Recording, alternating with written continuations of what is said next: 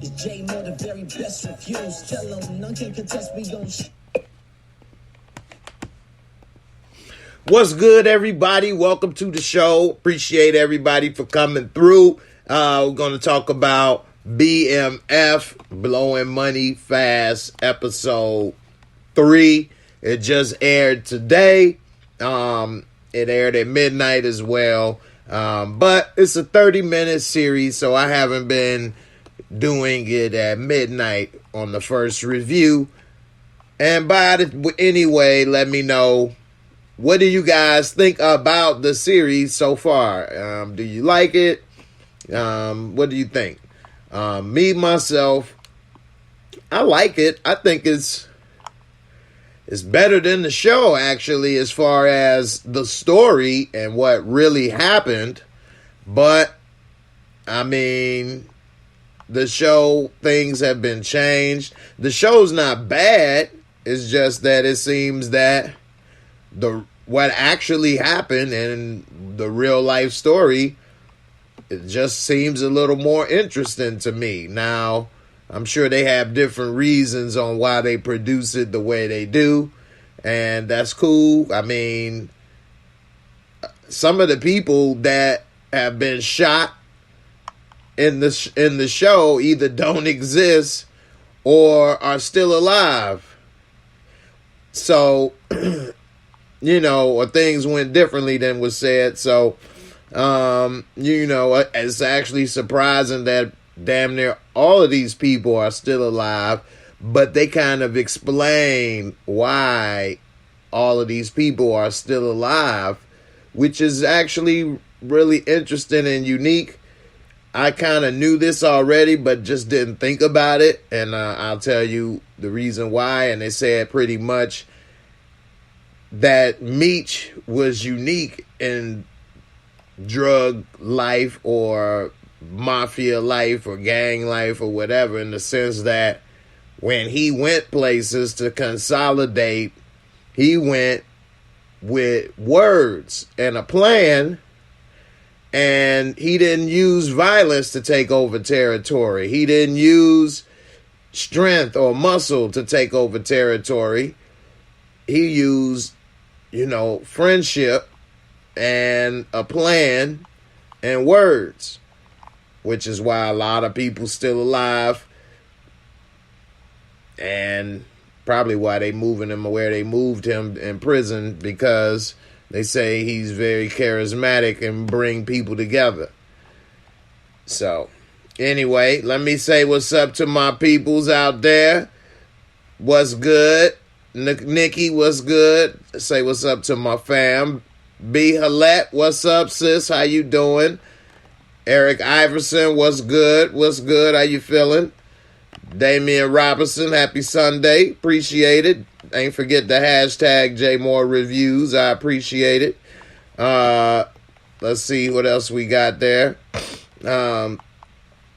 Ill Woods, what's good, fam? What's up, Samara? How you doing? You say the real life story is much more interesting. I think so, too. And they did have a family type of organization. That's why they was the Black Mafia, but then family, which now makes a little more sense because it was more like a family organization, which, people say that. But after looking at this, they explain it a little bit more. He never took over anything or had people work with him through force or power. It was through family values. We all gonna get money together. We all can come up together.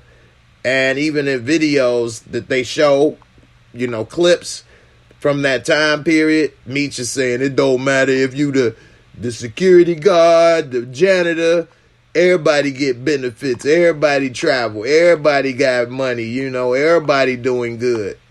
And I learned a long time ago, it's better to be loved than to be feared. He didn't run his organization through fear. It was through love. And today, I guess they probably wouldn't put people that had something negative to say in the documentary, but up until this day, every single person that come in there has nothing but good things and love for Meech. And I'm sure they didn't all went to jail behind some of this stuff and had stuff happen. And they all got nothing but good things to say. Now, again, I'm pretty sure if it was some people that had something negative to say, they probably wouldn't have put them on the show. I don't know. Maybe they would, maybe they wouldn't. Depend on how important they were to, you know, the story, I guess. But it is pretty good, interesting. I'll tell you a little something about it right quick. I'm pulling up this little thing right here. So yeah, as people see, we got the trailer, Blowing Money Fast. And I mean, it's just 30 minutes. That's the sad thing for me. 30 minutes. I mean, as soon as it's getting good, it's over. And that's the problem I have with it. As soon as it's getting good, it's over. But the information you get is very good. So in the last episode, episode 2, we last saw Meech was shot. And he ended up, after being shot, leaving to get out of town, let things quiet down, whatever the case. And he ended up in Atlanta. Well, now we see that it was 1989 when he got to Atlanta. And he was at a great point because Atlanta was changing. It was wide open. Black people was able to, you know, spend money. It was Black Mecca. Freaknik was going on. I don't know how many of y'all remember Freaknik. I was right at the time to go to Freaknik when it was stopping at around 96. Eric Iverson, thank you for the super chat. You say other stars shows you gotta watch. Step Up. I've seen Step Up. I was wondering if people was watching that. I did reviews for Blind Spotting and nobody watched it. Heels is okay and Hot Town is good. Yep. I appreciate it, man. When this is the thing, let me do this right quick. Thank you for supporting Eric Iverson. Appreciate it. Spreading love. So, like Eric Iverson say, to review all of these shows, that would be great. But when people who do reviews that you guys enjoy, whoever it may be, when they review shows that you may want them to do, like some of these other shows, you gotta watch, you gotta support, you gotta share, because this is just like television. If I'm making videos or anybody else is making videos about something and nobody's watching, well, the show gets canceled. The person stops making the videos. So make sure you guys watch and support, and, you know, people will make the videos and keep going. So, but appreciate it. Good thought. Good point. But yeah, Atlanta was wide open. They went to Atlanta. In 1990, they announced that the Olympics was coming to Atlanta.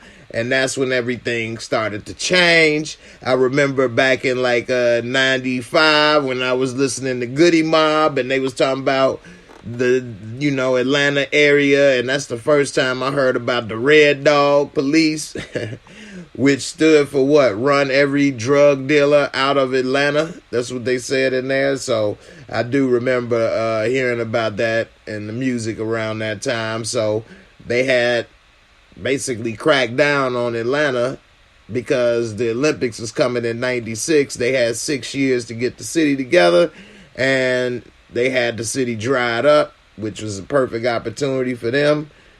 Meech met a woman, told her he had to get out of Detroit. It's like crabs in a barrel with Detroit people, which, you know, that can be true. And he said that one thing about Atlanta that they like is in Detroit, they was only able to buy hood homes. And if they had bought some like homes in the suburbs or something nice, they'd have got arrested. It would have been attracted too much attention pretty much. So they saw in Atlanta that, you know, black folks young, had nice houses, nice cars, all of that stuff. And so, and then it was dried up because of what was going on. So all he needed was a plug. which he didn't have. And at that same time, according to the documentary, they said that the United States government kind of cut off the Colombian supply, so most of the dope that was coming to America was coming from Mexico now.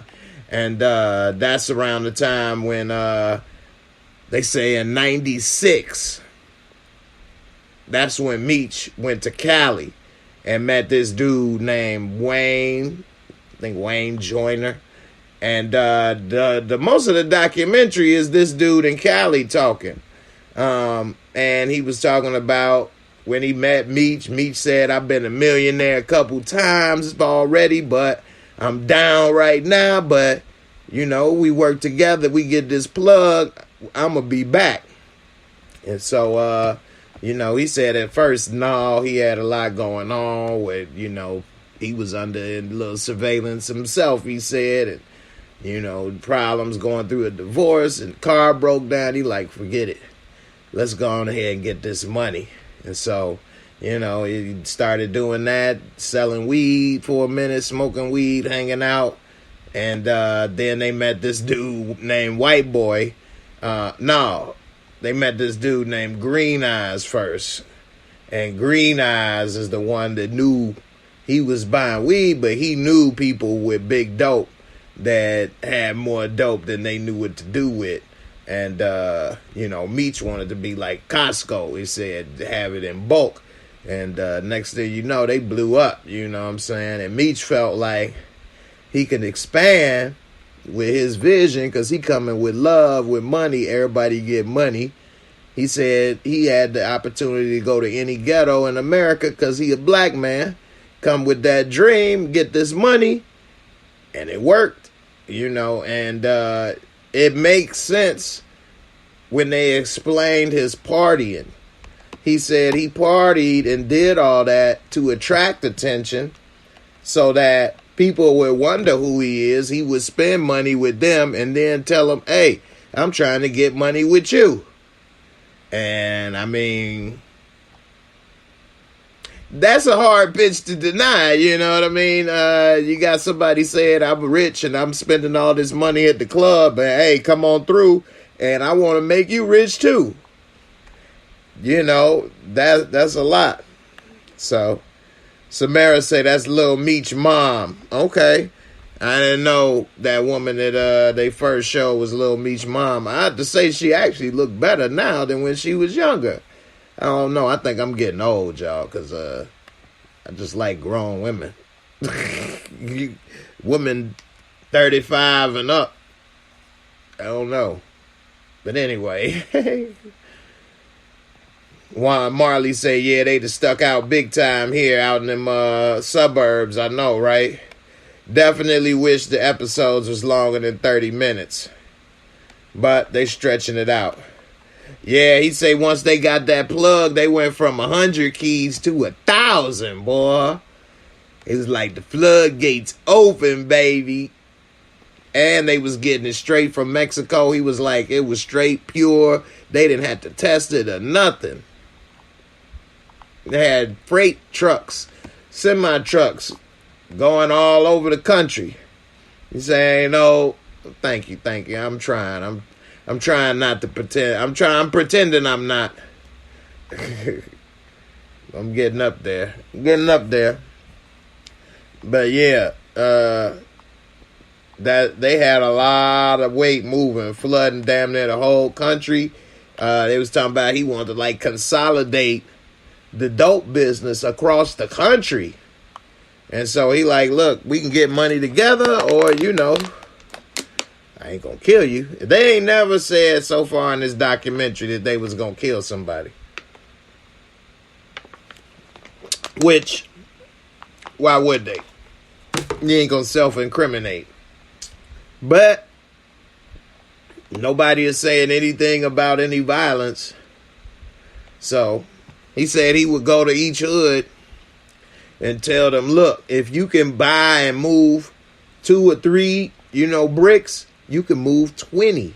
I'm going to show you how. He showed them how to flip it, do everything, move it, and it was just he had it down pack, and Terry, they said, was so like strict, and Meech liked to party. Terry would be like, I need these bills a certain way, hand pressed, and 5,000 stacks, 10 up, 10 down, ba-da-da-da-da. Like, Terry was down to a T, meticulous about every detail. And, of course, Meech would go and party, so all the hustlers and everybody would notice who this dude with all this money doing all of this. Then he'd bring them in. He wouldn't be like, get up off of here, punk. He'd be like, no, come on. Bring them in, get the money with them. Shoot. That was his bait. That was his carrot to take over every neighborhood that he would go to. And they said that he was like a big film buff. Studied all the movie and gangster legends, from Capone to Scarface to all of that. And, he was doing his thing. He was smart at how he did things. So, it is interesting how he kind of put everything together and brought all these guys together. White Boy, he was talking about how he loved Meech. Meech treated his brother that got cerebral palsy, made real good, made sure he got into every club and was the first one in, got to party with them, go everywhere they went. I mean, he was like, man, ain't nobody ever treated us like that. So it's a lot of love that was spread with, Meech and the way he ran things. So, it's always best to be loved than to be feared, But, Meech, I had to give it to him, man. He was smart, and he was able to keep the crabs in the barrel mentality down, which is hard to do.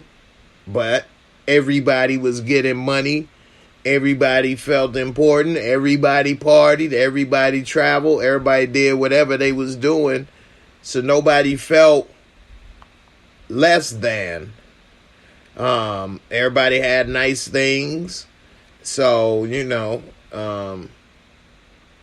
it's interesting. I mean, it's sad in a way because they were doing something, and not the legality of it all, but just the reality of it all. I mean, you were selling crack and cocaine and all kind of drugs, and to be simply nice, that ain't good for your health, okay? And it was bringing people's health down, to be saying the least. People had a health care condition because of their business. And it's just sad that the human cost. But had he been able to apply that in a way that is beneficial, I mean, I don't know what business a person could or should be in, but he has amazing people skills and skills to convince and unite people, which is very valuable in this world. So, I wonder what he could have did differently had he had different opportunities in life. Who knows? Just kind of sad that our people don't always have those opportunities, and some very talented people can make some unfortunate decisions. Because, I mean, the way he was able to do things in this drug game, that's a very dangerous game, and do it for so long in so many states and so much stuff, that's a accomplishment. It's an accomplishment in the underworld of things. You could say, should that be considered an accomplishment or not? I'm not going to say it's going to be something, that would be considered a great accomplishment for humanity, but it is an accomplishment. That's not easy. Anybody that's ever tried to get a large amount of people to do things, and large meaning more than 5 or 10, is not easy. Try to get people to hit the like button or subscribe or any stuff, and that's free and harmless. So I think that I think that's an accomplishment. I wish it could have been something more positive, because who knows what effect it could have had. But they say they got up to 400 keys a month. That's what J-Bo said. They like, man, I can't even count how much money that was, man. Millions. 400 kilos a month. It's a lot of money, a lot of product. Woo! So, I don't know. He united a lot of people. They showed dudes in Compton, St. Louis, Atlanta, all over the place. So, I mean, Meech, he did a lot. He did a lot, man. I don't know. What do you guys think about this episode and think about this show? If y'all hear me sniffling, I got this air on in here, and it's got me over here sniffling. I should have wore my long sleeve like I always do, but anyway. Juan Marley say, yeah, he was flooding his people for real, for real. I know that's right. He was. Yeah, they had the limo. So in this episode, they talked about how they was moving the stuff across states. And at first they was using semis, and then they started using cars. The semis could get stopped or whatever. And the cars started to break down. They was driving them so much. And then it could only hold so much. So then they started using limos and like Hummer limos. And they had it where you got to have, the radio station on this. You got to turn the windshield wiper on. You got to turn the window down on the passenger seat. You got to push this, do that, turn this, do that. All in a certain order for everything to open up. If you don't do it in that order, it won't open up. They used to wrap dog repellent on the keys so the dogs couldn't smell it. Dog repellent.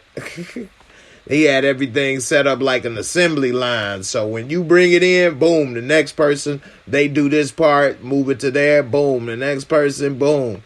Meech, he was a little genius on how he had everything going. And, they did this for a long time. And one of the ways they was able to do it for a long time is that they would always be in and out within a week or two. They would never stay in any town or any area longer than they, needed to. And they was gone.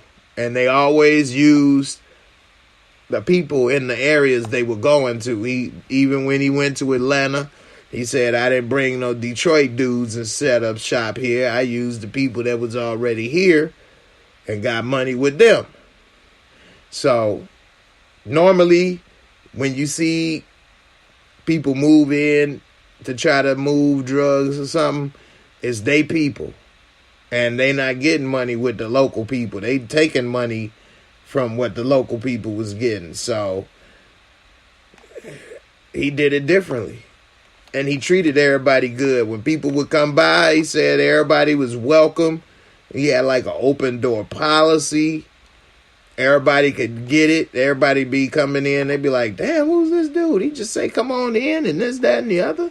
And that's how he was rolling. Like, Meech showed love to everybody. And even in one of the videos, he had some real good points. He was talking about we love spend our money.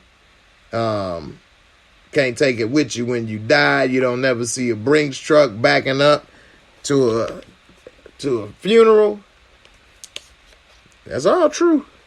I mean, the Egyptians tried, and how'd that work out? So, yep. Got a good point. And unfortunately, can't take it with you if you go to jail either. I don't know. How many of you guys think Meech and Terry was able to stash some money so that they would never be broke again? I mean, Terry, I believe, is out on house arrest right now, but anything that they would buy or do or spend, I'm sure, is being watched and monitored. But I don't know. Yeah, he said the temperature had to be on 68 as one of the examples for the stash spot. That was dope.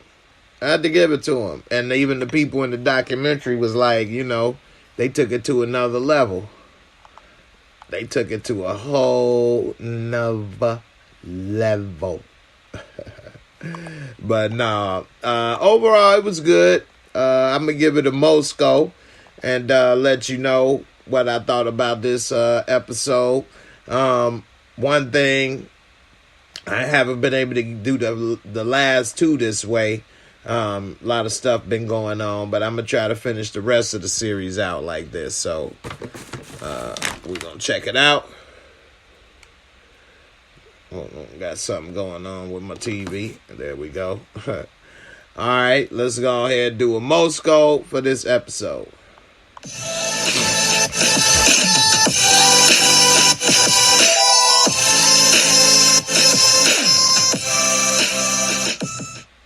All right, the Mosco is my rating system.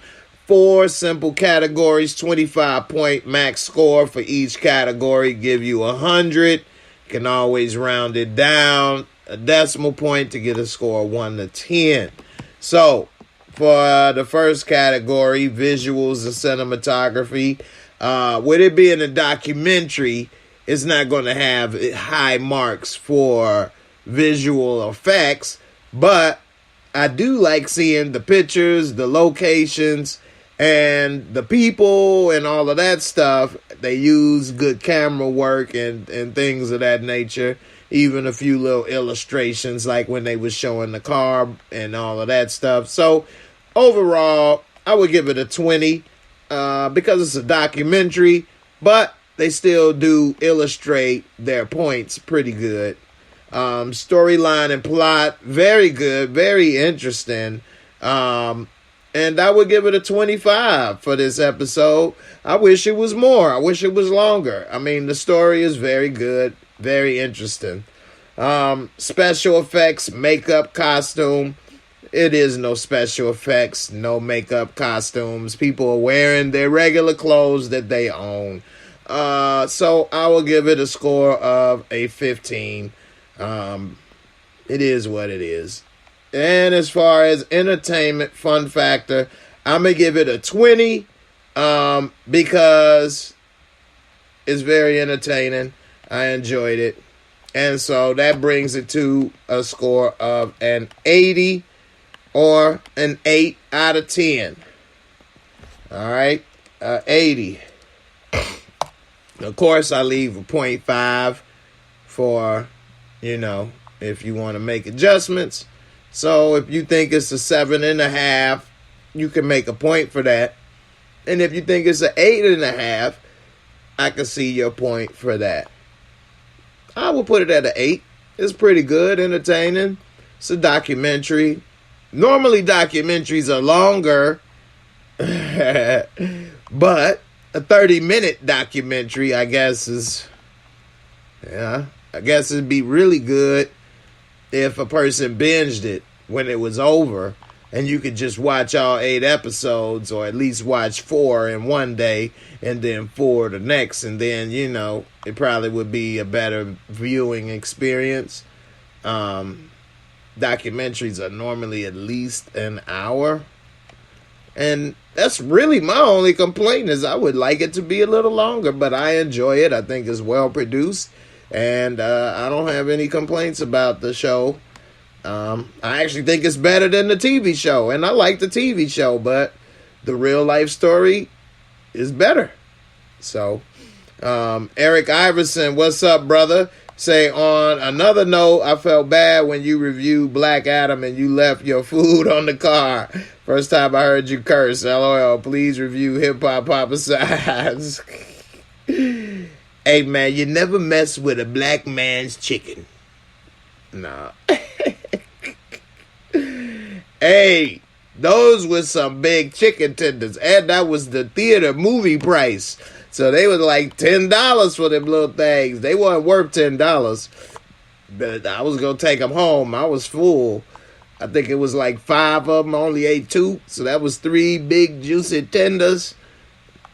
Gone to waste. Got some birds and animals got to eat some fried chicken. And I had some honey mustard sauce. I had to pay $1 for that sauce. Damn. Says Fred. Yeah, man. That was a sad day, man. Let that fallen chicken leave your fallen soldier behind. Thanks, brother, for spreading love with the super chat.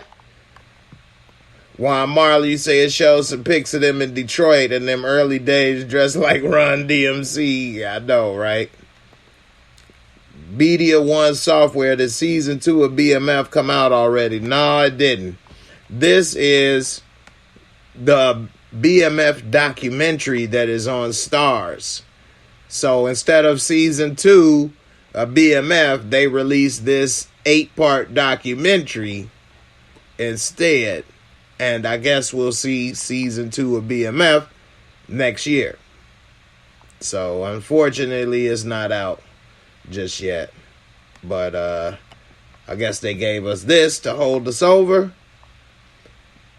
But to me, it feels kind of weird because we're watching the whole story. And it's almost like, well, why we want to watch season 2 and 3 and stuff now? We know the whole story now. And when they do things in the show, we'll know that's not what really happened. I don't know. Maybe some people already knew all the details of the story. I didn't. I knew of them and I knew things about what happened, but I didn't know as much as I'm learning in the documentary, which I hope it doesn't throw off the TV show experience for me. Because I do like the BMF show. I think it was a really good show. So we'll see how it turns out. Eric Iverson says the season finale of this is the same night as season 2 premiere. Okay. Yeah, they like to do that to keep everybody going on your subscriptions. So we'll see how that all turns out. But overall, I like it. Good show. Definitely think it's worth watching. It's only 30 minutes. I mean, not much you could do in 30 minutes these days in life. So, watching that ain't bad. And, you know, people like short stuff anyway. So, maybe some people will enjoy the 30 minutes of it. 1 hour to me is not that bad. So, anyway. I'm getting ready to wrap this up because, I mean, you know, pretty much covered everything. It's a 30-minute show. But I do appreciate everybody coming through. Before I get up out of here, let me ask you guys, what are some of the things you watching? Are you watching The White Lotus on HBO?